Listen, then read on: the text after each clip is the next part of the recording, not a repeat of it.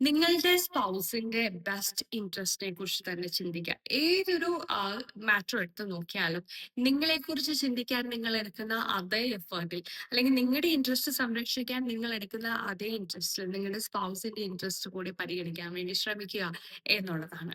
ഏറ്റവും നന്നായിട്ട് സ്നേഹിക്കുന്ന അല്ലെങ്കിൽ സ്നേഹിക്കപ്പെടുന്ന ഒരാളുടെ ഏറ്റവും വലിയൊരു ക്വാളിറ്റി എന്താണെന്നറിയാമോ? അവർ സ്വന്തം ആക്ഷൻസും അവരുടെ സ്വന്തം ബിഹേവിയേഴ്സും എല്ലാം അവരുടെ സ്പൗസുമായിട്ട് റിലേറ്റഡ് ആയിരിക്കും. ഒരാളെ നമ്മൾ ആത്മാർത്ഥമായിട്ട് സ്നേഹിക്കുന്നെങ്കിൽ അവരുടെ ലൈഫിൽ ഏറ്റവും ബെറ്റർ ആയിട്ട് കാര്യങ്ങൾ വരണം എന്ന് നമ്മൾ ആഗ്രഹിക്കും.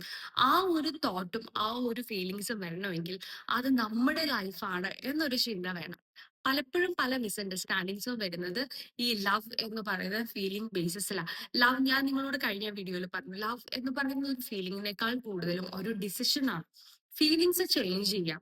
ഈ ഫീലിങ്സ് ചേഞ്ച് ആവാനായിട്ട് ഇഷ്ടംപോലെ സാഹചര്യങ്ങളും ജീവിതത്തിൽ വരും. അപ്പൊ ഈ സാഹചര്യങ്ങൾ വരുന്ന സമയത്ത് നിങ്ങൾ ചിന്തിക്കേണ്ട ഒരു പ്രധാനപ്പെട്ട കാര്യം എന്ന് പറയുന്നത് ഇത് എന്റെ ഡിസിഷൻ ആയിരുന്നു. എന്റെ ഡിസിഷൻ ബെറ്റർ ആക്കാനായിട്ട് ഞാൻ തന്നെ എഫേർട്ട് എടുക്കണം. വേറെ ആരും എഫേർട്ട് എടുക്കില്ല.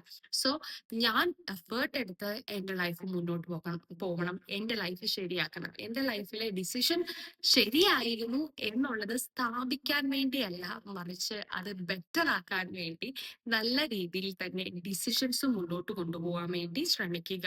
ആൻഡ് അങ്ങനെ ഒരു സാഹചര്യത്തിൽ മിസ്അണ്ടർസ്റ്റാൻഡിങ്സ് ഒഴിവാകും. ഒരുപാട് തെറ്റിദ്ധാരണകൾ മാറ്റപ്പെടും. നിങ്ങളുടെ ലൈഫ് കുറച്ചുകൂടി ഫ്രൂട്ട്ഫുൾ ആയിട്ടും ഹാപ്പി ആയിട്ടും മുന്നോട്ട് പോകാൻ വേണ്ടി ശ്രമിക്കും. അതുപോലെ തന്നെ എന്തെങ്കിലും നെഗറ്റീവ്സ് ലൈഫിൽ വരുമ്പോൾ അത് പോസിറ്റീവ് ആക്കാനും നിങ്ങൾക്ക് പറ്റും. ചെറിയ ചെറിയ പ്രശ്നങ്ങൾ വരുന്ന സമയത്ത് അല്ലെങ്കിൽ ബുദ്ധിമുട്ടുകൾ വരുന്ന സമയത്ത് അങ്ങോട്ടും ഇങ്ങോട്ടും പഴിക്കാതെ മുന്നോട്ട് പോകാനായിട്ട് നിങ്ങൾക്ക് സാധിക്കും.